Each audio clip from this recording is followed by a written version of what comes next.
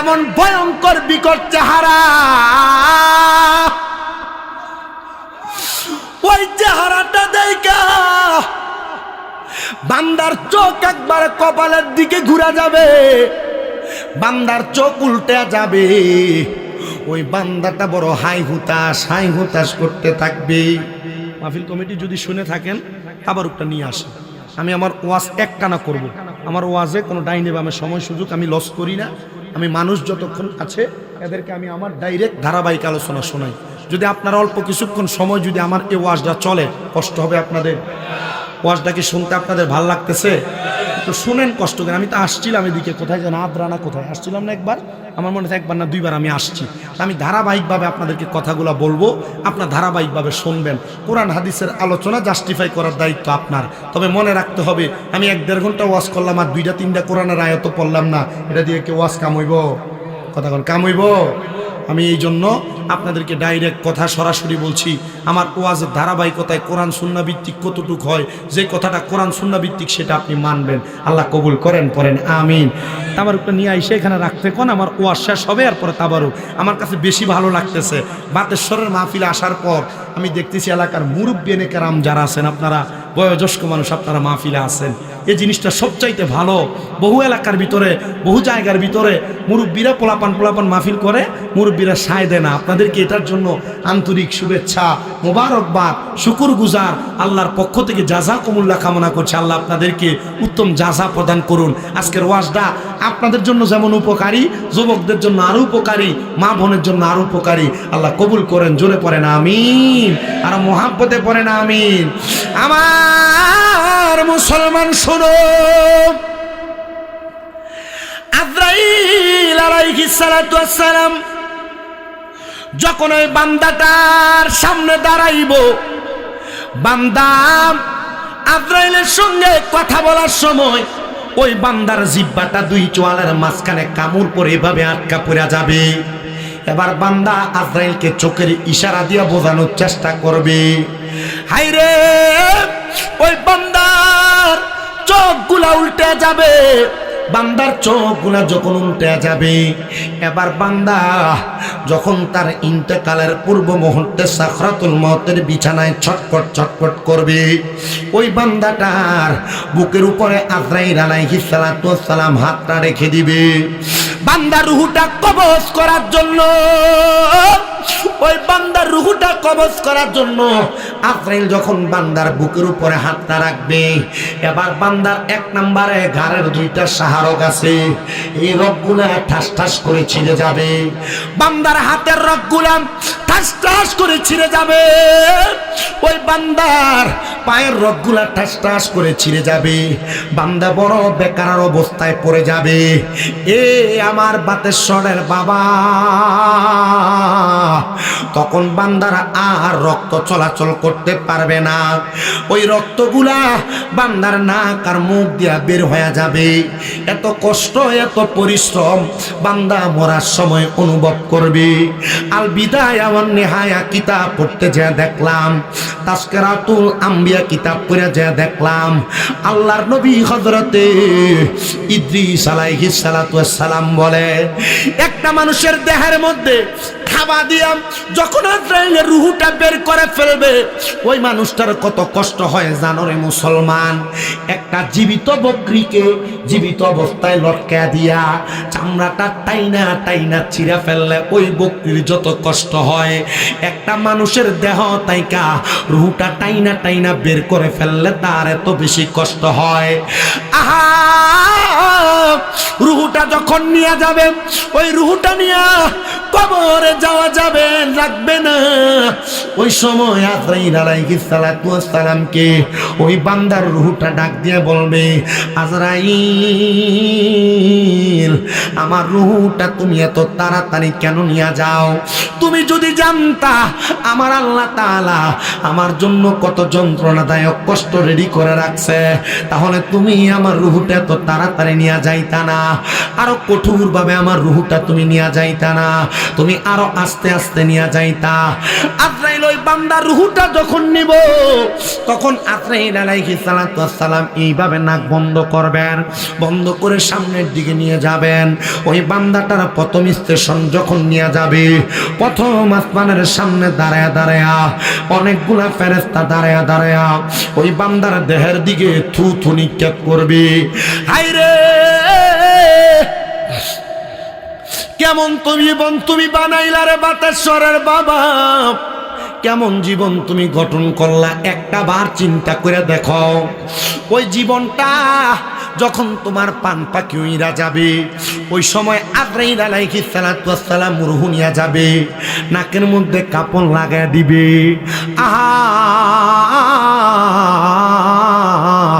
রুহটা নিয়া যখন প্রথম আসমানে যাবে, ডাইনে বামে 19 জন করে ফেরেশতা দাঁড়ায় থাকবে, আর ওই বান্দার রুহুর দিকে থু থু নিক্ষেপ করবে, থু থু নিক্ষেপ করবে। আজরাইল বলবে কেন রে বান্দার দিকে থু থু নিক্ষেপ করা হয়? বলবে বান্দা গুনাহ করার কারণে বান্দার রূহ থেকে দুর্গন্ধ আসতেছে, বেনামাজি হওয়ার কারণে, নামাজ ছেড়ে দেওয়ার কারণে, পরের হক মাইরা মাইরা খাওয়ার কারণে এই বান্দার রূহটা একটা দুর্গন্ধযুক্ত রূহ হয়ে গেছে। এ জগতের মানুষ শুনো, ওই বান্দাটারে ফেরেশতারা পর্যন্ত থুতু দিবে। তোমার মন চাইলে তুমি নামাজ ছাড়ো, আমি তোমারে বাধা দিব না। তোমার মন চাইলে তুমি পরের হক মাইরা খাও, আমি তোমারে বাধা দিব না। তোমার মন চাইলে তুমি হারাম কাজ করে বেড়াও, আমি তোমারে বাধা দিব না। যদি তুমি এই কঠোর শাস্তিগুলা অনুভব করতে পারো, সহ্য করতে পারো, তুমি গুনার কাজ করলে আমার কোনো কিছু আসে যায় না। তবে আমি চাই না রে এই বাতেশ্বর বড়ুয়ার কোন মানুষ দুজকের আগুনের মধ্যে জ্বলুক। আমি চাই না রে কোনো মা বোনেরা দুজকের আগুনে জ্বলুক। যদি বাঁচতে চাও এখনো সময় আছে, ঈমানওয়ালা আমলওয়ালা হয়ে যাও। ওই বান্দাটার নিয়ম আসমানের ডাইনে বামে সামনে কোনো জায়গায় যাওয়া যাবে না। আল্লাহ ওই বান্দাটার ঠিকানা কোন জায়গায়? বলে বান্দার ঠিকানার কোনো জায়গায় না। ইন্নাল্লাযীনা কাফারু মিন আহলিল কিতাবি ওয়াল মুশরিকিনা ফি নারি জাহান্নামা খালিদিনা ফিহা। ওই বান্দাটা দুনিয়াতে কুফরি করেছে, ওই বান্দাটা দুনিয়াতে আহলে কিতাবের অন্তর্ভুক্ত ছিল, ওই বান্দাটা মুশরিক ছিল, বান্দাটা মানুষের সঙ্গে মুনাফিকি করেছে। এই জন্য এই বান্দাটার ঠিকানা হলো জাহান্নাম।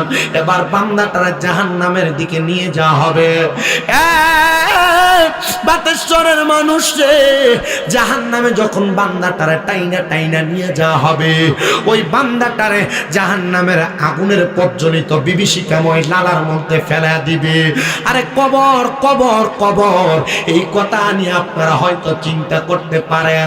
কবরের মধ্যে 3টা প্রশ্ন করব, মান রাব্বুকা ওয়া মান দীনুকা ওয়া মান নাবিয়ুকা। আপনি প্রশ্নের জবাব দিতে পারলে জান্নাতি, না পারলে জাহান্নামী। ডাহা মিথ্যা কথা রে, প্রশ্নের জবাব সবাই দেওয়া লাগবে না। বলে হুজুর কি বলেন? আরে বাবা, প্রশ্ন তো একটা স্বাভাবিক ইন্টেরিয়র মেনটেন করা, একটা ফর্মালিটি মেনটেন করা। কবরে যাওয়ার পর সবাইকে প্রশ্ন করবে না। যারা গুনাহকে গুনাহ যায় না, বারবার গুনাহ করছে, তার আবার কিসের প্রশ্ন? যারা নামাজ ছেড়ে দেওয়া ফাসিকি জানার পরও আবার ছেড়ে দিছে, তারা কেন দ্বিতীয়বার প্রশ্ন করবে? যারা গান বাজনা করা জিন্দেগি মুরতাদি জানে, জানার পর আবার গান বাজনা করে, তাদেরকে আবার কেন দ্বিতীয়বার প্রশ্ন করবে? ডাইরেক্ট তাদের ঠিকানা হবে জাহান্নাম। হুজুর কতদিন জাহান্নামে রাখবে গো? আমার নবী বলেন একদিন 2 দিন না, একটা জাহান্নামী কমপক্ষে 3000 বছর জাহান্নামের আগুনে জ্বলা রাখবে। ও মুসলমান, দুনিয়ার 1000 বছর আর জাহান্নামের 1000 বছর এক না। দুনিয়ার একদিন আর জাহান্নাম আখিরাতের একদিনে এক না। এই জন্য কবর দেশে যে তুমি থাকবা, কবর দেশে যে তুমি তোমার সময় কাটাইবা, এখনো সময় আছে। ওই কবরের মাল সামান গুলা রেডি করো, ঈমান এবং আমলটারে পরিপূর্ণ করো। কারণ তুমি জানো তোমার শেষ বিদায়ের একটা ঘর হবে, সেই ঘরটা হলো কবর। ওই মাটির ভিতরে তোমায় থাকতে হবে। আশেক লেখে একদিন মাটির ভিতরে হবে ঘরে মন আমার, কেন বান্ধ দালান ঘর রে মন আমার, কেন বান্ধ দালান ঘর। আপনারা বলেন মাটির নিচে যে আমাদের ঘর হবে, কথাটা সত্য না মিথ্যা? তাহলে জবান খুলে মুহাব্বতে পড়েন, একদিন মাটির ভিতরে হবে ঘর রে মন আমার, কেন বান্ধ দালান ঘর রে মন আমার, কেন বান্ধ দালান ঘর। প্রাণ পাখি উড়ে যাবে পিঞ্জর ছেড়ে, ধরাধম সবই রবে তুমি যাবে চলে। বন্ধু বান্ধব যত মাতা পিতা তারা সুত, বন্ধু বান্ধব যত মাতা পিতা তারা সুত, সকলে করবে তোমায় পর রে মন আমার, কেন বান্ধ দালান ঘর রে মন আমার, কেন বান্ধ দালান ঘর। একদিন মাটির ভিতরে হবে ঘরে মন আমার, কেন বান্ধ দালান ঘর। দেহ তোমার চর মাচর গলে পচে যাবে, শিরায় উপশিরা গুলো ছিন্ন ভিন্ন হবে। দেহ তোমার চর মোচর গলে পচে যাবে, শিরায় উপশিরা গুলো ছিন্ন ভিন্ন হবে। মুন্ডু মেরু দণ্ড সবই হবে খণ্ড খণ্ড, দণ্ড মেরু দণ্ড সবই হবে খণ্ড খণ্ড। পড়ে রবে মাটি রবি তরে মন আমার, কেন বান্ধ দালান ঘর রে মন আমার, কেন বান্ধ দালান ঘর।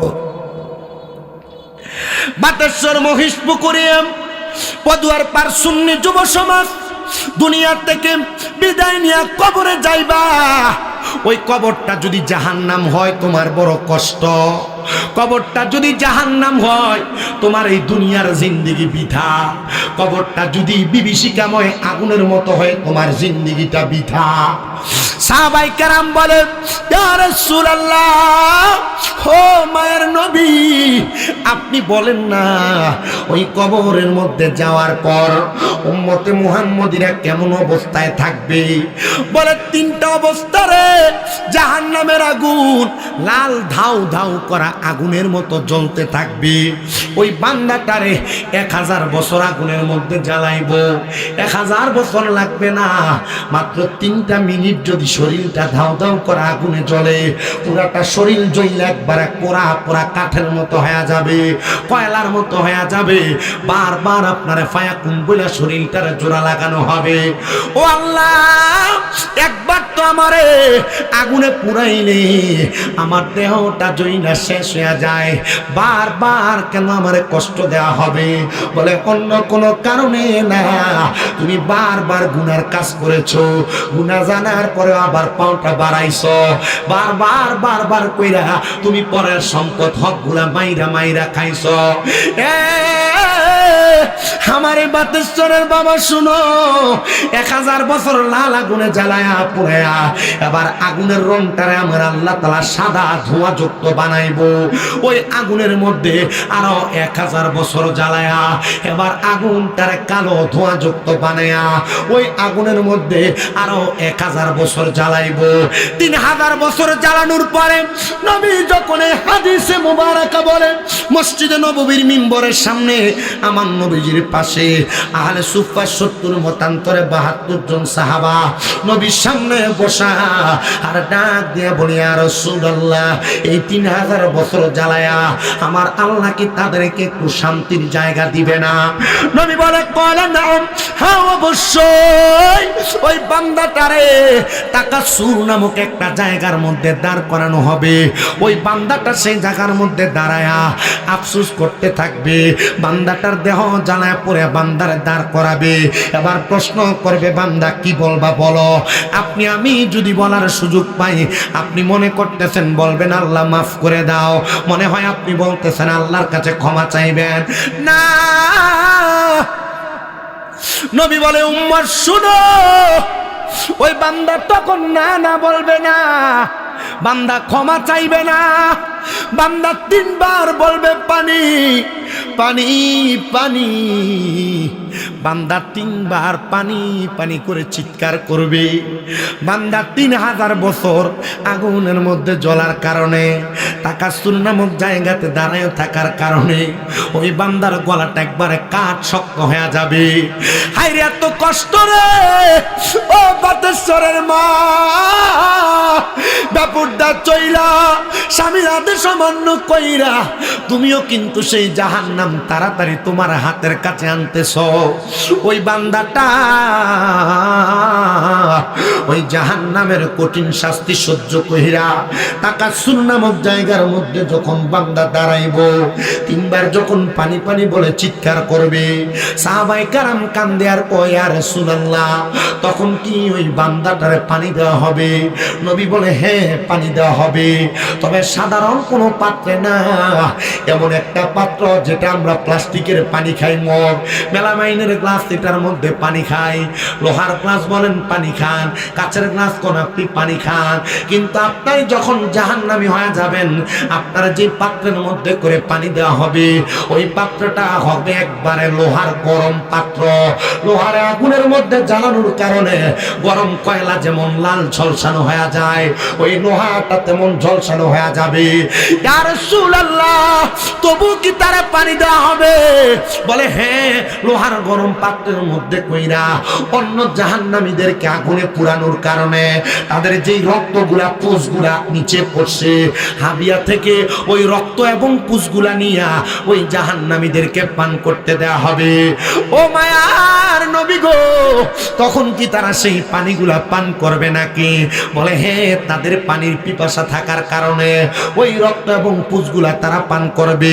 ওই রক্ত এবং পুষগুলাকে হাদিস শরীফের ভাষায় বলা হয় তিনাতুল খাবাল।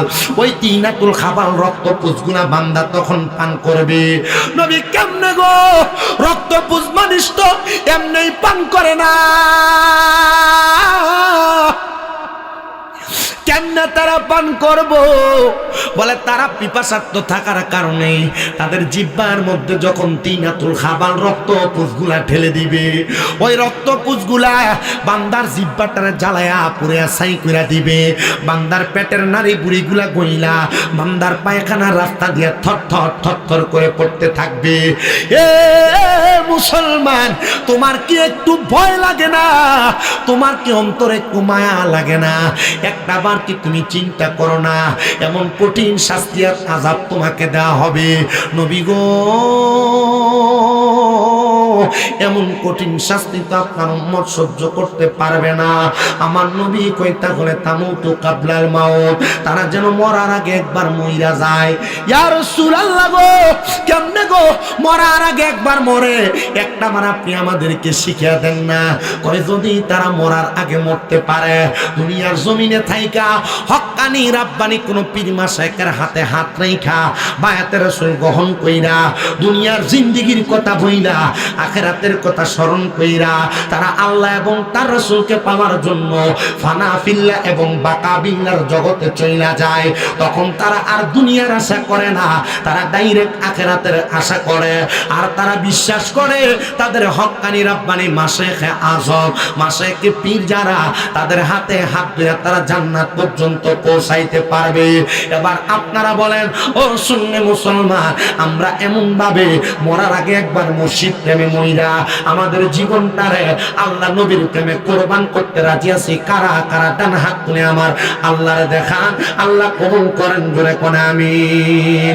মুহাব্বতের আওয়াজে বলেন না আমিন। ওরে আল্লাহ রাসূল পাইতে আমি বায়াত হইলাম, বলেন আল্লাহ রাসূল পাইতে আমি বায়াত হইলাম। মুর্শিদ চান হয় না যে বদনাম, মুর্শিদ চান হয়। আপনারা বলেন, আল্লাহ রসুল পাইতে বায়াত হইলে আল্লাহ রসুল পাওয়া যায় কিনা? কথা কন না, পাওয়া যায় কিনা? আমি জানি এই এলাকায় শাহপুর দরবারে অনেক মুরিদ আছে, কালিয়াপুর দরবারে অনেক মুরিদ আছেন, আবেদ সালমাদানির দরবারে অনেক মুরিদ আছেন, কৌসুম আজমান্ডার দরবারে অনেক বায়াত আছেন, বিভিন্ন পীর মাশায়েখের বায়াত, চিটাঙ্গের হুজুরের বায়াত আছেন। আপনারা কোন তো আল্লাহ রাসূল পাওয়ার জন্য মুর্শিদ ধরার দরকার আসেনি? কিন্তু মুহাব্বতে কোন না, আল্লাহ রাসূল পাইতে আমি বায়াত হইলাম, মুর্শিদ চান হয় না যে বদনাম, মুর্শিদ চান।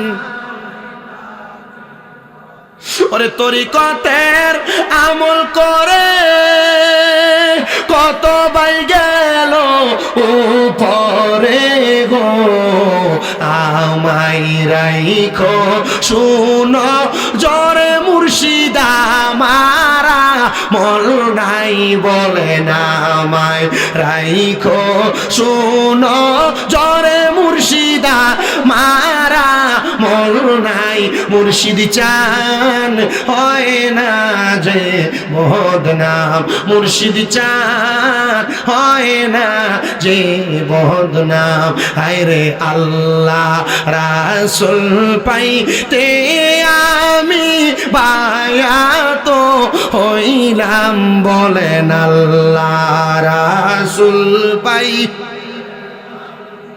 বায়াত হইলাম, মুর্শিদ চান হয় না যে বদনাম। ওরে তুমি যেদিন যাবে চলে আমাকে রাইখো সাথে গো, আমায় রাইখো শুনো জরে মুর্শিদা মারা মল নাই, বলে না আমায় রাইখো শুনো জরে মুর্শিদা মারা মল নাই, মুর্শিদ চান হয় না যে বদনাম, মুর্শিদ চান হয় না যে বদনাম। এবার আপনারা বলেন, আল্লাহ এবং রাসূল পাওয়ার জন্য মুর্শিদ এবং পীর মাশায়েখদের দরকার আছে না নাই? কিন্তু আমরা সুন্নিরা যদি আল্লাহর ওলির মাজারে যাই, আল্লাহর ওলির দরবারে যাই, আমরারে বেদাতি আর ভণ্ড কইয়া কইয়া খেপায়, আমরারে বেদাতি আর ভণ্ড কইয়া কইয়া সেটায়। আপনারা কোন এমন প্রজাতির কয়েকটা মানুষ সমাজে আছে না নাই? আরে বাবা মুহাব্বতে কন্যা আছে না নাই? আল্লাহ কইন্না বাদ্দু সরব্বিকাল আসাদিদ, নিশ্চয় আল্লাহর দ্বারা শক্ত দ্বারা। এতদিন পর্যন্ত আপনারা যারা মাজার পূজারি কইয়া খেপাইছে, আমার আল্লাহ কয় বান্দা ধৈর্য ধরো, আমি আল্লাহ তাআলা যখন ধরবো এরা ছুটতে পারবে না। আমার আল্লাহ এদেরকে মন্দিরের পূজারি বানায় ছেড়ে দিছে। জানেন আপনারা আল্লাহর দ্বারা শক্ত, মাজার পূজারি কইছ আর তোমরা নিজের আরে ভালো মুসলমান দাবি করছো, আল্লাহ কই রাখ, মন্দিরের পূজারি বানায় ছেড়ে দিছে। মুনাফিক কারা? পাঞ্জাবি আর টুপি লাগায়া মন্দিরে যায়া রোজার পূজার সমান যারা বলে এরা মুনাফিক, এরা বেঈমান, এদের সাথে ইসলামের সাথে কোনো সম্পর্ক নাই। আমরা সারা জীবন কইছে মাজারে যে সিন্নিয়াত তাবারু কয়, এডি বলে ঘু, এডি বলে বেদাত। তো মন্দিরের ভিতরে যায় মন্দিরের পূজার প্রসাদ খাওয়া, এটা মনে হয় দাঁত। শয়তানের দল কোনানকার। উহুদ দিয়া দুধের লেবেল লাগে মদ বেচবা, আর মুসলমান তোমার পছন্দ করবে। মুসলমান টের পাইছে তোমরা মৌলবী সাহেবরা মানুষে বোঝায় আল্লাহর সর্বশক্তিমান করে শিরিক হইব। নাউজুবিল্লাহ কয় না তো? মানুষে বোঝায় যে নবীজির স্ত্রী মা খাদিজাতুল কুবরা রাদিয়াল্লাহু তাআলা আনহা কোনোদিন বলে নামাজই পড়ছেন না। হাক্কা বাটফারের দল কোনখানকার। মানুষ এখন বুঝে কারা ইসলাম এবং কোরআন সুন্নাহ বিরোধী, কারা ইসলামের পক্ষে কাজ করে, কারা ইসলামের বিপক্ষে কাজ করে। ইসলামকে পুঁজি বানায়া বাংলার জমিনে আল্লাহর ওলিদেরকে মাইনাস করে মুসলমানদের কাছে কখনো স্থান পাবে না। মুসলমান বুঝে গেছে এরা মুনাফিক, এরা বেঈমান, এদের সাথে মুসলমানের কোনো সম্পর্ক থাকতে পারে না। আপনি ঠিক কইলেও ঠিক, না কইলেও ঠিক। কষ্ট হয় আপনারা? আরো কইতাম যা কইছি এটা হজম করো আগে। হেরার দলের লোকে আইয়া কয় বাতিজা এখন আর মানুষকে কইতাম পারি না, আমরা মৌলবী সাহেবরারে আমরারে ফসাই দিছে। দলের কথাটা কইতাম গেলই আইয়া কি সুন্দর কয় ইতা কইতে নাইছেন আপনি, আপনার মৌলবী সাহেবরারে ঠিক করেন। কথা কয় না কা? আমার ওয়াজ কি আপনার পছন্দ হইতেছে না? ভাল লাগতেছে? ভালো লাগার ওই কথা। আমি বরুড়াতে পুরান বক্তা, আমি বরুড়ায় নতুন না, সবসময় বরুড়াতে মাহফিল। এই আজকের পরে বরুড়া আর মাহফিল আসেনি, সন্দেহ আছে এই বছর। এবছরের সবগুলা মাহফিল তোমরা কিতা করবা? তোমরা দিয়ে লেবে সাই হাবিবার লগে আর গোলাম মোল্লার লগে লাইন করে আগামীকালকে একটানা 5 দিন। প্রথম দিন হবিগঞ্জ, পরের দিন শায়েস্তাগঞ্জ, এরপর দিন ভাবনা, এরপরের দিন সিরাজগঞ্জ, এরপর দিন বগুড়া। আচ্ছা অবস্থাটা কি তৈব আমার? কথা কয় না? বরকত দিব কে? আসলে আল্লাহ দেয়। তবে আমার একটা জিনিস কষ্ট হয়ে যাচ্ছে, এই মাহফিলগুলো আমি আমার আম্মা আজকে 8 মাস অসুস্থ, 7 মাস শেষে 8 মাসে পড়ছে। এই মাহফিলগুলো আমি আমার আম্মা অসুস্থ হওয়ার আগে রাখছিলাম। আমার আম্মা অসুস্থ হওয়ার পর আমি দূরে কোনো জায়গায় মাহফিল রাখি নাই, কুমিল্লার বাহিরে কোনো জায়গায় মাহফিল রাখি নাই। হাঁটতে খুব কষ্ট হয়। আল্লাহ তাআলা হয়তো এটার মাধ্যমে আমাদের কোনো পরীক্ষা করতেছে। আমি আল্লাহর কাছে কইছি, আল্লাহ যদি এটা পরীক্ষা হয় তাহলে আপনি আমারে ধৈর্য দিয়েন। পরীক্ষা যদি হয় আমারও ধৈর্য দিয়েন। আপনারা কে কি করছেন মা বাবার জন্য এটা আমার জানা নেই। আমি আমার হাত দিয়ে প্রস্রাব পায়খানা সাফ করছি। আপনারা কে কি করছেন এটা আমার জানা নাই, আমার জানা নাই। আমি রাত্রে ঘুম ত্যাগ করছি। মা অসুস্থ খাটে শুইছে। প্রথম 2 মাস যখন অসুস্থ ঘরে আনছি, এই 2 মাস ঘরে ঘুমাই নেই। আম্মা যে খাটে নিচে ফ্লোরিং করে আমার সাথে শুয়েছিল। আম্মা যখন ঘুমাইছে ফজরের সময়, এরপর চোখ লাগছে। আমার যে বিছানাতে আমি ঘুমাই, এই বিছানাতে আমি শেষ 2 মাস 1 মিনিটের জন্য আমি ঘুমাই নাই। আম্মা অসুস্থ হওয়ার পর PLID অপারেশন হয়েছিল মেরুদণ্ডে। আমি আপনাদের সবার কাছে শুধু এতটুকু দোয়া চাই। আমার মাদ্রাসায় গত পরশু দিনের আগের দিন আমার 5টা ছাত্র একসাথে হাফেজ হয়েছে। একটা ছেলে 8 মাসে হাফেজ হয়েছে। আমি পোলাপান্ডির কাছে কইছি, তোরা আমার আম্মার লাগে একটু খাস করে দোয়া করিস। আমার জীবনে তো আর কোনো চাহিদা নাই। আমার জীবনে যে চাহিদা ছিল, আমি আমার মাদ্রাসাগুলা কইরা কোরআন সুন্নাহর খেদমতের বাগান করবো। বন্দা বন্দা হাদিয়া বক্তারা লইয়া যাবো, আর হাদিয়া নিয়ে আপনারা কোনো কিছু করতো না। আমি তা না, আমার এই মাদ্রাসাগুলা দিয়ে তোরা আমার আম্মার লাগে একটু দোয়া করিস, তোর কাছে এটাই চাই। আপনারা দেখেন হয়তো আমি মাঝে মাঝে বুট মুড়ি মাইকে খাওয়াই, বিরিয়ানি খাওয়াই, মুরগুস্ত খাওয়াই, চিপস খাওয়াই, চকলেট খাওয়াই, কেক খাওয়াই আমার ফলাফাইন্ডি। আমার এই টেহা পয়সা নিয়ে আমি খরচ করি। দোয়া করতেন আপনারা? আমার আম্মাটার লেগে দোয়া করবেন। দোয়া করেন যেন তাড়াতাড়ি হাঁটে। আমি আমার মারে কাছে কাম করুন লাগবে না। মাঝে মাঝে আমি আমার আম্মার এই 8 মাস দমকাই। দমক দিলে তো মা বাপের দমকাইলে আল্লাহ বদদোয়া দেয় না? আল্লাহর পক্ষ থেকে গজব আসে না? আমি আমার এক ওস্তাদ রেজি গেলাম, হুজুর এবিডিতে দমকাই গুনই গুনি। কি লেগে দমকাছি? হুজুর ওষুধ খায় না, যার লেগে দম খায়। ঠিক মতো খানা খায় না, এর লেগে দম খায়। দমকালি দিয়ে মুখটা কালা করে রাখছে, মুখটা কালা করে রাখছে। তো আমি তো বুঝি কি লেগে দমকাল লাগে, আমি বুঝি। আপনাদের কাছে আমি একটা আবদার করি, আবদারটা রাইখেন। যদি মা বাপ থাকে, এখান থেকে বাড়ির যে আজকে মাপছে কি লেগে জানেন? এই রত্নগুলারে যদি এখন থেকে যত্ন না করেন, মইরা যাওয়ার পরে আল্লাহর কসম কইরা কই গইরে গইরে কানবেন, কিন্তু মা বাপ পেতেন না। বলে হুজুর আমি কোনোদিন অন্যায় করছি না। অন্যায় করেন আর না করেন, এরা পায়ে ধরে মাপ চাইবেন। আজকের মাহফিল কবুল হবে কিনা এটার গ্যারান্টি কেউ দিতে পারবেন। আমি একটা গ্যারান্টি দেই, যদি আগামীকালকে বাতাসরের কোনো দোয়ানে বইয়া দেখেন কোনো মুরব্বী কয়ে, হ্যাঁ এই শামীম দাদা ছোট ছেলে, হ্যার ওয়াজটা শুই না আমার ফুতে বাইতে আমার পায়ে ধরে মাপ চাইছে, মনে করবেন মাহফিল কবুল হয়ে গেছে। হুজুর আমি তো কোনোদিন অন্যায় করি নাই, আমিও মাপ চাইতাম। আরে মাপ চাইলে দাম কমে না তো, ইজ্জত কমে না, সম্মান কমে না। আম্মা আব্বার পায়ে ধরে মাপ চাইলে আল্লাহ তার দাম আরো বাড়ায় না। আপনি আমার দিকে, আমি আবার কামেল পরীক্ষা দিব, ফাইনাল পরীক্ষা দিব কামেল, জানুয়ারির 2 তারিখ পরীক্ষা। আমি যে পরীক্ষা দিব, আমি এই এলেমের জোর দিয়ে আমি ওয়াজ করি। আমি মাদ্রাসায় যখন ক্লাস 6-7-এ পড়ি, ওয়াজে শুধু শুনছিলাম মা বাবার পায়ে চুমা দিলে আল্লাহর জান্নাতের চৌখাটে চুমা দেওয়ার স্বাদ পাওয়া যায়। বাড়িতে এসে মা বাপ বেড়ার ঘর, বাতার বেড়া ঘুমাইয়া ছিল, চুমা দিছে। ওই 2017 সাল থেকে ওয়াজ করি, হিসাব করেন 18, 19, 17, 18, 19, 20, 21, 22, 23, 24, 25 চলে 9 বছর ওয়াজ। আমার কোনো ক্ষমতা নাই, আমার কোনো সাধ্য নাই ওয়াজ করার মতো এলেম আমার নাই। আপনার বাতেশ্বরের মসজিদের ইমাম মুয়াজ্জিনের আমার চেয়ে ভালো এলেম, কিন্তু আল্লাহ তাআলা এই মা বাবার পায়ে চুমা দেওয়ার পর থেকে সম্মানের দাম বাড়াই দিচ্ছে। আপনার বেদাত বইলা মা বাবার কদমের কাছ থেকে দূরে সরাই নিতেছে, মা বাবার কবর জিয়ারত করা থেকে দূরে সরাইতেছে, মা বাবা মরার পরে জানাজার পরে দোয়া করা থেকে আপনারা দূরে নিয়ে যাইতেছে। যারা যারা এগুলা করে এরা কোরআন সুন্নাহর সুর, এদের সুর ছাড়া বালা কোনো উপাধি কোরআন হাদিসে নাই।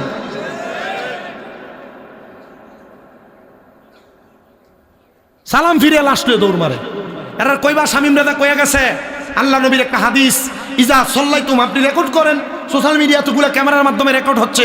আল্লাহ নবী বলেন ইজা সাল্লাইতুম আলাল মাইয়িতি ফাখলিসু লাহু দুআ, ইজা যখন সাল্লাইতুম তোমরা নামাজ আদায় করো, আলাল মাইয়িতি মৃত ব্যক্তির জন্য, ফাখলিসু লাহু দুআ অতঃপর তার জন্য দোয়া করো। মৌলবী কয় লাশ লিয়ে থাকা, যদি কোনো মৌলবী এখন থেকে বলে মরার পরে জানাজার পরে কোনো দোয়া নাই, লাশটারে খাবলে দিয়ে ধরে কইবেন আমার মার জন্য আমি দোয়া করব, তোর বাবার কি?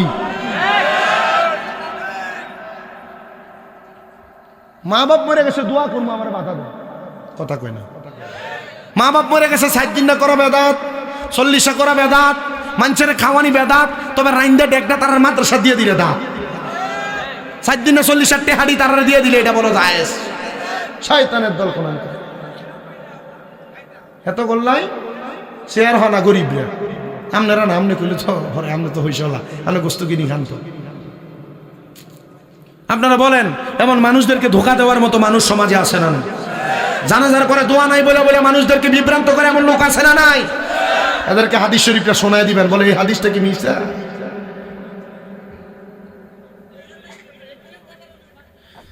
হ্যাঁ, এই সমাজে আছে কিছু মানুষ রূপে হনুমান, কমে রূপের অভ্যাস নাকি তাদের মাঝে বিদ্যমান। জানাজার নামাজে বেদাত কোন বড় সুন্দর, কিন্তু মাদ্রাসার ছাত্রদের সাথে মেলামেশা করো বড় বড় ভালো। বহুত ফমান আছে, লাগলে লয়ে যায় না আমার কাছে। ঘরে বউ নাই, কমে লুতের মানুষ ছিল যারা পুরুষে পুরুষে মেলামেশা করতো। আর বর্তমানে যারা জানাজার নামাজের বেদাত কয়ে ফতুয়া দিয়ে ঘুরে, মিলাদকে আমরা বেদাত কয়ে ঘুরে, এরা মাদ্রাসা ছাত্ররা লোকে বলৎকার করে। এই সমাজে আছে কিছু মানুষ রূপে হনুমান, কমে লুতের অভ্যাস নাকি তাদের মাঝে বিদ্যমান। দেখতে লাগে বান্দরের মতো, দেখতে লাগে বান্দরের মতো, চেহারাতে মায়া নাই। জ্বালাও জ্বালাও আগুন জ্বালাও, মুনাফিকের রাস্তা নাই। আল্লাহ নবী ওলির কাছে মুনাফিকের জায়গা নাই। মাজার জিয়ারত একবারে ফুজা ফুজা ফুজা পূজার মন্দিরের ভিতরে যায় গীতা পাঠ করুন যায়, শয়তান কোন।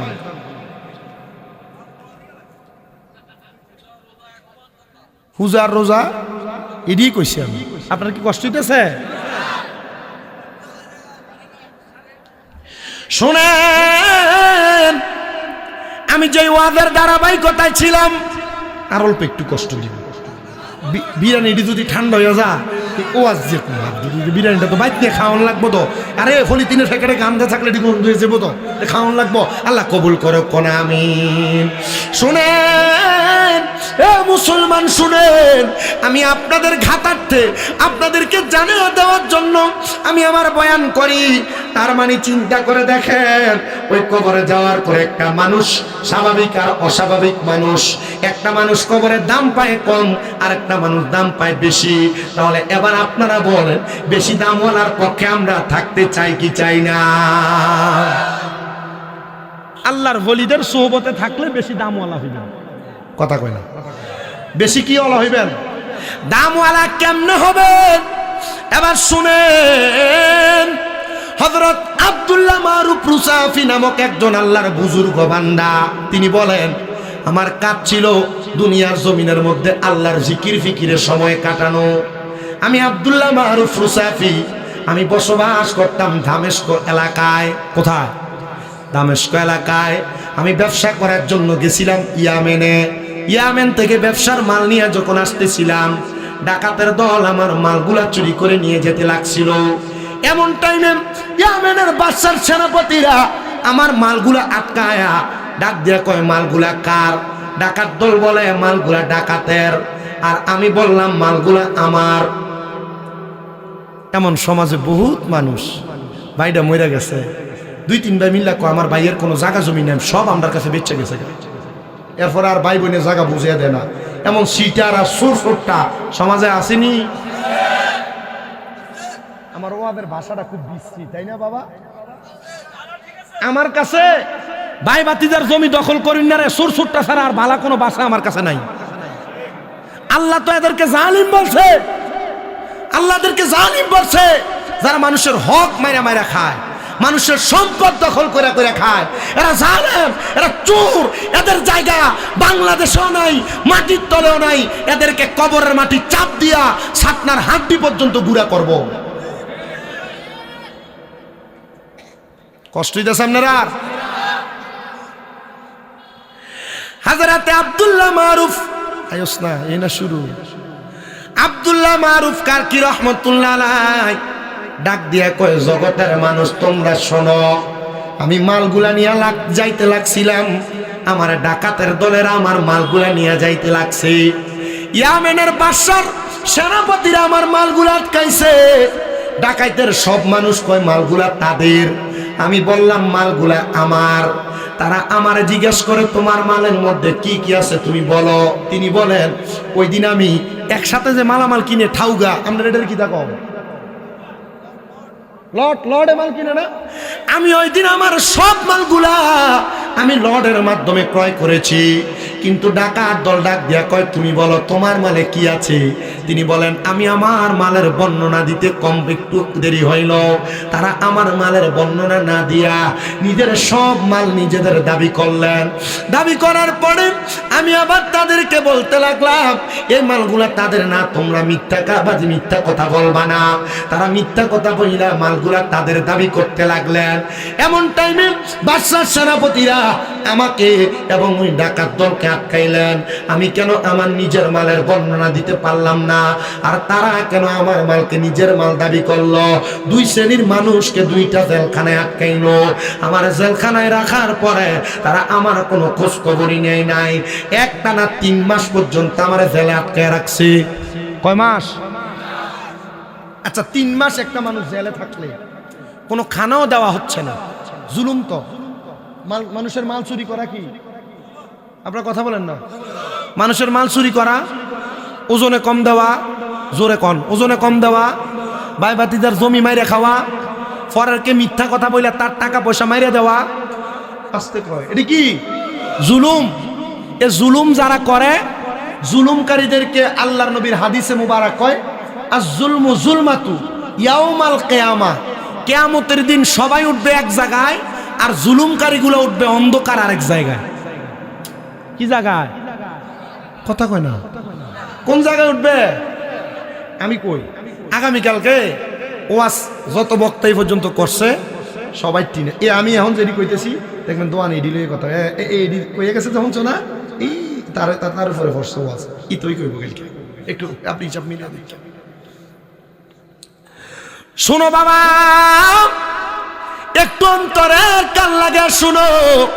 তিনি বলেন, একটানা 3 মাস জেলখানায় কোনো খানা নাই। 3 মাস পরে যখন আমি বের হই, আমি দেখলাম ডাকাত দলের সবগুলা লাচার হইয়া বের হইছে, কিন্তু আব্দুল্লাহ মারুফ কারকি সোজা সাপটা একটা সবল মানুষ হইয়া বের হইছে। তারা 3 মাস আনাখানা থাকার কারণে তারা সোজা হয়ে হাঁটতে পারে নাই।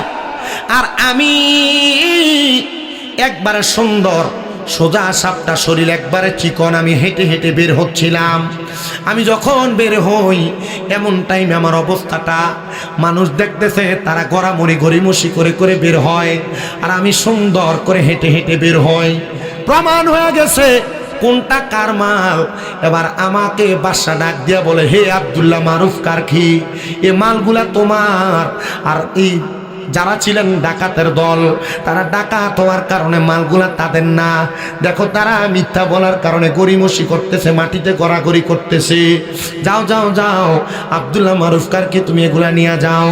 আব্দুল্লাহ মারুফ কারখি বলে, আমার কোনো খানা নাই, আমার কোনো কিছু নাই।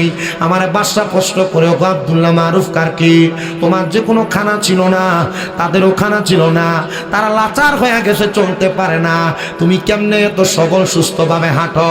তিনি বলে, ও ইয়ামেনের বাদশা, আমি তোমার রাজ কারাগারের মধ্যে যতদিন পর্যন্ত ছিলাম, আমার কোনো খাবার ছিল না ভাত, আমার কোনো খাবার ছিল না রুটি, আমার কোনো খাবার ছিল না দুনিয়ার কোনো খানা পেনা, আমার খানা ছিল আল্লাহ তাআলার জিকির। ওই কালিয়াপুরি আল্লাহ আল্লাহ কয়ে দাঁড়ে দাঁড়ে জিকির করলে মানুষ বন্ধ কয়ে সেটা সেটাইনি, এতই বন্ধ হয়েছে। 3 মাস জেল খানায়। খানা কি? জিকির সবার খানা না, জিকির মুমিনের খানা। জিকির কার খানা? মুমিনের খানা। মুমিন খানা খেয়ে সুস্থ থাকে না, মুমিনের কলব সুস্থ থাকে জিকিরের মাধ্যমে। মারহাবা কয় না জোরে? আব্দুল্লাহ মারুফ কারখি, তুমি বলো রে, কার জিকির করলা, কার স্মরণ করলা? আব্দুল্লাহ মারুফ কারখি কয়, যে রব আমার বাঁচিয়ে রাখছে আমি সেই রবের জিকির করছি। গফুর গাফার নামে তোমার আল্লাহ, ও আল্লাহ, ও বলেন রহিম রহমান নামে তোমার আল্লাহ। আল্লাহ তুমি কাউরে রাখো গাছে তো লাতে মাওলা, কাউরে রাখো বালা খানাই, বলেন কাউরে রাখো গাছে তো লাতে মাওলা, কাউরে রাখো বালা খানাই, রহিম রহমান নামে আল্লাহ, ও আল্লাহ, বলো রহিম রহমান নামে তোমার আল্লাহ, ও আল্লাহ। আব্দুল্লাহ মারুফ কারখি কয়, ইয়ামেনের বাদশা, আমি দুনিয়ার কোনো মাল সামান চুরি করি নাই, আমার মাল সামান গুলা আমার। আমি 3 মাস বাইচা ছিলাম মাওলার জিকিরের মাধ্যমে। হযরত ইয়ামেনের বাদশা ডাক দিয়ে কয়, আব্দুল্লাহ মারুফ রুসাফি, তাহলে আপনি আমার কাছে আগমন করেন। সাথে সাথে উনি ওনার নিজের চেয়ারটা ছেড়ে দিলেন, নাইমা নিচে দাঁড়াইলেন, আর ডাক দিয়ে কয়, ওগো মারুফ রুসাফি, আপনি আমার চেয়ারটাতে বসেন। জোরে কোন নাম মারহাবা। আপনি আমার চেয়ারটাতে বসেন। বলে, কেন গো, আপনি কি ইয়ামেনের রাজত্ব পরিচালনা করবেন না? কয়, না না না, আমি রাজত্ব পরিচালনা করব না। বলে, কারণটাকে একটাবার আপনি আমারে জানান করে দেন না।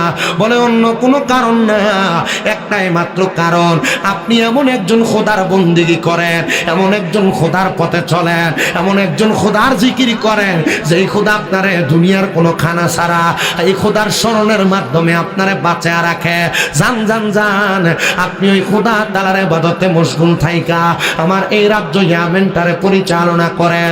আব্দুল্লাহ মারুফ কারখি ডাক দিয়া কয়, জগতের মানুষ, আমি বললাম আমি এক সপ্তাহে আপনার সম্পদ নিতে পারি, এই সম্পদ আপনি আমারে দিবেন না, আপনার এলাকার কোন গরিব মানুষকে দান করবেন। বলে, ঠিক আছে হুজুর, আপনি যা বলবেন আমি আপনার কথাগুলো শুনবো। বলে, যদি আপনি আমার কথাগুলো শুনবেন তাহলে এক সপ্তাহ আপনার রাজ ইবাদত খানার মধ্যে থাকবেন। এই এক সপ্তাহ আপনি আপনার ইবাদত খানা থেকে বের হতে পারবেন না। আমি যেমনি ইবাদত করি আপনি তেমনি ইবাদত করবেন, আমি যেমনি নামাজ পড়ি আপনি তেমনি নামাজ পড়বেন, আমি যেমনি জিকির করি আপনি তেমনি জিকির করবেন, আমি যেমনি ওযু করি আপনি তেমন ওযু করবেন, আমি যেমনি ঘুমাই আপনি তেমনি ঘুমাইবেন। ও বাবা, তরিকতের মধ্যে দুইটা জায়গা আছে, একটা হলো ফানা ফিল্লার, একটা বাঁকা বিল্লা। বাঁকা বিল্লা অনেক উপরের মাকাম, ফানা ফিল্লার মধ্যে দুই মাকাম। ফানা ফিল্লা দুই প্রকার, একটা ফানা ফিসায়েক আর একটা ফানা ফির রসুল। ফানা ফিসায়েক আবার দুই প্রকার, একটা হলো সুরতে ফানা আর একটা হলো সিরতে ফানা। আপনি যেই তরিকতের পীরের হাতে হাত রেখে বায়াত গ্রহণ করেছেন, ওই পীর যেমন ভাবে দাড়ি রাখে, ওই পীর যেমন ভাবে নামাজ পড়ে, ওই পীরের মতো নামাজ পড়া রোজা রেখে আপনি ইবাদত করলে আপনি হয়ে যাবেন সিরতে ফানা। মানে পীর যেমন ভাবে চলে আপনি তেমন ভাবে চলেন, এটারে বলে সিরতে ফানা। আর আপনারা যেই পীরের হাতে হাত রেখে বায়াত গ্রহণ করেছেন, আপনার পীর যেমন পাঞ্জাবি পরে, পীর যেমন পাগড়ি পরে, পীর যেমন টুপি পরে, মাথার মধ্যে যেমন দাড়ি রাখে, এমন ভাবে দাড়ি টুপি পাঞ্জাবি পাগড়ি গুলা ধারণ করে, এটারে কয় সুরতে ফানা। কি ফানা? এটা কার টুপি? জোরে কন না বেটা, এটা কার টুপি? কালিয়াপুরি। এই যে মাজিউন নবীর টুপি লেখা, এটা কোন দরবারের? জোরে কও না বেটা। এটা লইয়া ফেটাফিটি এলাকায় আসেনি কোনো? না, সাবধান। ঈদে মাজিউন নবী সাল্লাল্লাহু আলাইহি সাল্লাম, ঈদ খুশি। মাজিউন নবী, মাজিউন শব্দের অর্থ আগমন করা, আর নবী মানে নবী। ঈদে মাজিউন নবী মানে হলো নবীর আগমনের খুশি। মারহাবা, মারহাবা জোরে কইলেন না? আর ঈদে মিলাদুন নবী, নবীর জন্মের খুশি, নবীর জন্মের মাধ্যমে নবীর সবচেয়ে বড় আগমন। আলহামদুলিল্লাহ, এজন্য শাহপুর দরবার পালন করে। এটা নিয়ে দ্বন্দ্ব মারামারির দরকার নাই। আমি আপনাদেরকে বলতেছিলাম সুরতে ফানার কথা। পীরের সুরতে সুরত ধারণ করা, এটা হলো সুরতে ফানা। আর পীরের সিরতে সিরত ধারণ করা, এটা হলো সিরতে ফানা। এই সুরত আর সিরত মিলায়া যখন কোনো মানুষ একটা সুরত ধারণ করে, তখন সে ফানাফি শায়েকের পর্যায়ে চলে যায়। ফানাফি শায়েক অর্জন করার মাধ্যমে ওই মানুষটা ফানাফির রসুল অর্জন করে। মানে সে চোখ বন্ধ করলে রসুল দেখতে পায়। আমরা রাসূল দেখতে পারি কিনা আমরা জানি না, তবে আমাদের অন্তরের মধ্যে একটা আশা, একটা আকাঙ্ক্ষা থাকা লাগবে। আমরা মরার আগে একবার হলো রাসূল দেখবো, আর নচেত মরার পরে আমাদেরকে কবরে আমার রাসূল আমাদেরকে তরিয়া কল মোবারকে নিব। কথা কন্যা ঠিক কিনা? আব্দুল্লাহ মারুফ রুখকার কি বলেন, এই আমেনের বাদশা, আপনি আমার সঙ্গে একই ঘরের মধ্যে থাকবেন। উনি এক সপ্তাহ পর্যন্ত থাকতে লাগলেন। এবার এক সপ্তাহ পরে ওনাকে ছুটি দিলেন, ছাপ দিলেন, যান যান যান। এবার আপনি আপনার এলাকার সবচাইতে রাস্তার যে মোড় আছে, ওই মোড়ের মধ্যে দাঁড়ায়া যেই মানুষটারে আপনার পছন্দ হবে, ওই মানুষটারে আপনি আপনার রাজ্য দান করে দেন, আমার অসুবিধা নাই।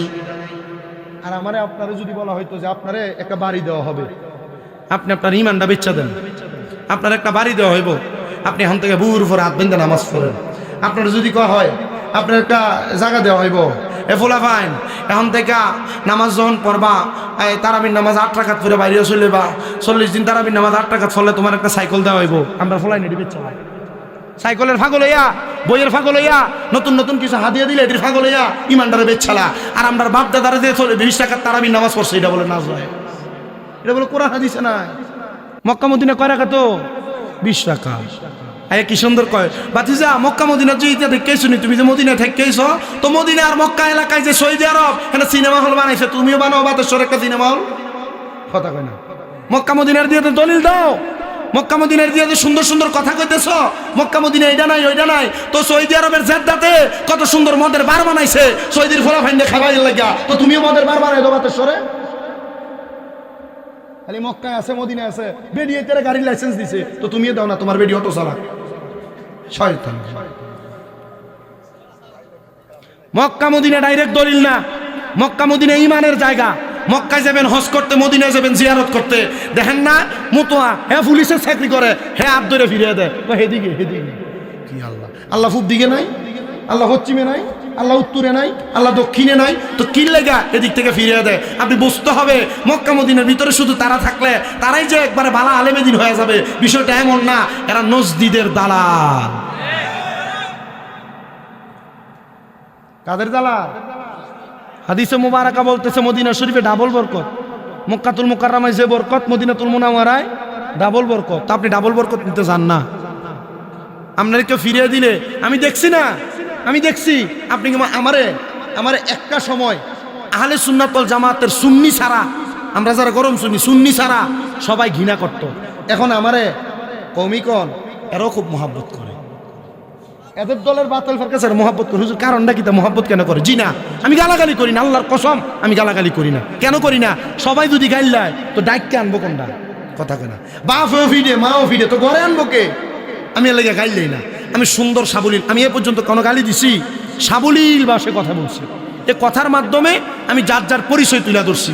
কিন্তু আমি যে দেখছি মদিনাতুল মুনাওয়ারায় বাবু সালাম দিয়ে ঢুকে সালাম দিয়ে বাইর হইয়া হযরত ওমর রাদিয়াল্লাহু তাআলা আনহুর মাকবারাটা যে জায়গায় ওনারা শহীদ করা হয়েছিল, এদিকে দাঁড়াইয়া তিনজন কওমি আলেম আল্লাহ রাসূলের রওজার দিকে ফিরা ফিরা মুনাজাত করতেছে। মারহাবা কন্যা কেন? প্রখ্যাত পরিচিত তিনজন আলেম। কারণ কি? তারা কি মদিনার নবীর দিকে চাইছে, নবীর কাছে চাইছে? না, তারা আল্লাহর কাছে চাইছে। তারা শুধু বলছে রব্বে কারীম আল্লাহ, আপনার রাসূলের উসিলায় জগৎ সংসার বানাইছেন, এই রাসূলের উসিলায় আমাদেরকে দেন, গুণ হইব। হ্যাঁ, তো মক্কার মদিনানি দলিল না কোরআন হাদিস দলিল? কোরআন হাদিস যেটা বলবে আমি সেটা মানব। বলে হুজুর আমরা যে এগুলা বলে, তো বললে কি হইছে? তার মানে আপনার বাপ দাদা ভুল করে গেছে? বলে হুজুর বাপ দাদারটা দিয়ে তো ইসলাম চলে না, ইসলাম কোরআন সুন্নাহ দিয়ে চলে। তো চলেন না, আপনি যেহেতু মানুষকে এভাবে বুঝান, কোরআন সুন্নাহ দিয়ে তো বসাইতে চান, সুন্নিত ওলামায়ে কেরামের অভাব নাই, বেশি দূর যাওয়ার দরকার নাই। বরুরা আলিয়ার থেকে দুইজন মুহাদ্দিসের না বহায়া দিয়েন, ঠনঠনানি বন্ধ হয়ে যাবে। মুসলমান শুনো, হযরত আব্দুল্লাহ মারুফ কারকি রাহমাতুল্লাহ আলাইহি বলেন, আমি আবার তারে ডাক দিলাম, যাও তোমার এলাকার রাস্তার সামনে যায়া যেটারে তোমার পছন্দ হবে ওই ব্যক্তিরে তোমার সম্পদ দিয়া দাও। আর আমরা টাকার পাগল, পয়সার পাগল, সম্পদের পাগল, নারীর পাগল, বাড়ির পাগল। উনি বলে আমি 7 দিন পরে বের হইলাম, যাইয়া ইয়ামেনের 4 রাস্তার মোড়ে দাঁড়াইলাম। আমি যাইয়া কোনো মানুষ দেখি না। ডাইনে তাকাইলো দেখি কুকুরের মুখ দেখা যায়, বামে তাকাইলো দেখি কুকুরের মুখ দেখা যায়, পেছনে তাকাইলো দেখি কুকুরের মুখ দেখা যায়, সামনে তাকাইলো দেখি কুকুরের মুখ দেখা যায়। আমি একটা মানুষও দেখলাম না, আমি দেখলাম একটা পাগল মানুষ, যার চুলগুলা এলোমেলো, দাড়িগুলা জট লাগা। আমি তার দিকে তাকাইলাম আর দেখলাম সে বয়া বয়া কি যেন ফটফট করে শোনে, কি যেন পটপট করে বলে। আমি আমার কান্ডা তার মুখের সাথে লাগাইতে আর মনে নাই। আমি চইলা গেলাম আব্দুল্লাহ মারুফ কারকির কাছে। হুজুর আপনার কাছে আমার একটা আবেদন গো হুজুর, আপনি আমার আবেদনটা রাখেন না। বলে কি আবেদন? বলে আমি তো আমার এলাকার 4 রাস্তার মোড়ে গেলাম, আমি যাইয়া কোনো মানুষ দেখলাম না। অন্যদিন এই জায়গার মধ্যে মানুষ আর মানুষ, মানুষ আর মানুষ, মানুষ আর মানুষ দেখা যায়। হুজুর আজকে কোনো মানুষ নাই। হুজুর ডাক দিয়া কয়ে বাদশা তুমি বলো না তুমি কি কোনো মানুষ দেখো নাই? বলে হুজুর হ্যাঁ, একটা পাগল দেখছি যে গাছের নিচে বয়া বয়া কি যেন ফটতাছে। কই বয়া বয়া পড়ে? গাছের নিচে বয়া। হুজুর কয় মানুষ কি দেখো নাই? হুজুর কয় আরেকবার যায় আসো। এবার যায় দেখে হুজুর আব্দুল্লাহ মারুফ কারকির কথা মোতাবেক মানুষের অভাব নাই, কিন্তু গাছের নিচে পাগলটা ঠিকই বসা। আবার দৌড়ে এসে হুজুর এখন তো মানুষের অভাব নাই, কারে দিতাম? হুজুর কয় আবার যাও, তবে পাগল পটপট করে কি পরে এটা একটু শুইনে আসো। পাগল ফটফট করে কি পরে এটা একটু শুইনে আসো। আবার ইয়ামেনের বাদশা গেছে, যায় দেখে আর মানুষ দেখা যায় না, যা দেখে সব কুকুরের মুখ। কার মুখ? সব কুকুরের মতো মানুষ দেখে, অবয়ব ঠিক আছে কিন্তু চেহারাটা একবারে কুকুরের মতো। শুধু মানুষের চেহারা আছে, গাছের নিচে বইয়া, চুলটি জটলা, দাড়িটিও আটকানো আটকানো, শরীরে জামা কাপড়টি একবারে ময়লা। এ মানুষটা কি যেন পটপট পটপট করে পড়তাছে। ইয়ামেনের বাদশা কয় আমি আমার কানটা ওনার কানের মুখের লগে লাগাইলাম, আমি ওনার মুখ থেকে শুনতে পাইলাম উনি শুধু বলতেছে মান আরাফা নাফসাহু ফাকাত আরাফা রাব্বাহু, মান আরাফা নাফসাহু ফাকাত আরাফা রাব্বাহু। উনি শুধু এই কথা বলতাছে। আমি এবার ওনার কথা ডাইসা আব্দুল্লাহ মারুফ কারকির কাছে বললাম, আব্দুল্লাহ মারুফ কারকি, মানুষ তো দেখলাম না, যা দেখলাম সব কুকুরের মুখ দেখা যায়। হুজুর বলেন না, আমি যা দেখলাম এই দেখাটা কি আমার সত্য নাকি? বলে দেখছো যা তা সত্য, তবে তুমি আমার একটা কথার জবাব দাও। জিনার মুখের মধ্যে কথা শুনলা, তিনি কি কয়? কয় তিনি শুধু কয় মান আরাফা নাফসাহু ফাকাদ আরাফা রাব্বাহু। তিনি শুধু এই কথা বইলা গেছে, এই কথা বইলা গেছে। বলে এই মানুষটা পাগল হইতে পারে রে, তার যত সম্পদ আছে এই সম্পদ গুলা গরিব দুঃখীর মাঝে বিলিয়ে দেয়। তুমি চাইলে তোমার সম্পদ তারে দান করতে পারো। ইয়ামেনের বাদশা কই দেরি করলাম না, পুরা রাজত্ব তারে দান করে দিলাম। দান করে দিয়া আমি বললাম, হুজুর আমার তো দুনিয়ার আর কোনো কাজকর্ম ভালো লাগে না, আপনি আপনার সোহবতে আমারে রাখেন। আল্লামা রুমি কয়, সোহবতে সালে তোরা সালে কোনাত, ভালো মানুষের সোহবতে থাকলে ভালো হইতে পারবা। এবার ইয়ামেনের বাদশা আব্দুল্লাহ মারুফ কারকির খেদমতে এতদিন ছিল বাদশা, এখন হইছে চাকর। মারহাবা। ও তুমি নিজে বাদশা, নিজে কাজী, নিজের নৌকায় নিজে মাঝি, আরে সর্বগুণে ডাকি যারে আল্লাহ, বলেন সর্বগুণে ডাকি যারে আল্লাহ, দমে দমে জপরে মন আল্লাহ, বলেন দমে দমে জপরে মন আল্লাহ, ও দম থাকিতে বইল না মন আল্লাহ, ও বলেন দমে দমে জপরে মন আল্লাহ, ও দম থাকিতে বইল না মন আল্লাহ। হুজুরে কোন মারহাবা।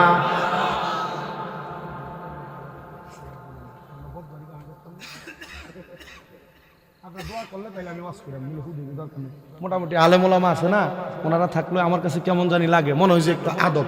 আমার উস্তাদে যেদিন আমাদেরকে দাখিল পরীক্ষা দিয়ে মাদ্রাসা থেকে ছুটি দেয়, তখন কইছিল আল আদাবু খায়রুম মিনাজ যাহাবি ওয়াল ফিদ্দাতি, আদব স্বর্ণরূপার থেকে উত্তম। স্বর্ণ যদি 2,17,000 টাকা বড়িও টিয়া দিয়ে কিনন যা, কিন্তু আদব কিনন যায় না, বেদবরে রাস্তাঘাটে পাওয়া যায়। আমি ওলামাই কারাম থাকলে আমার কাছে কেমন জানি একটু আনিজি লাগে।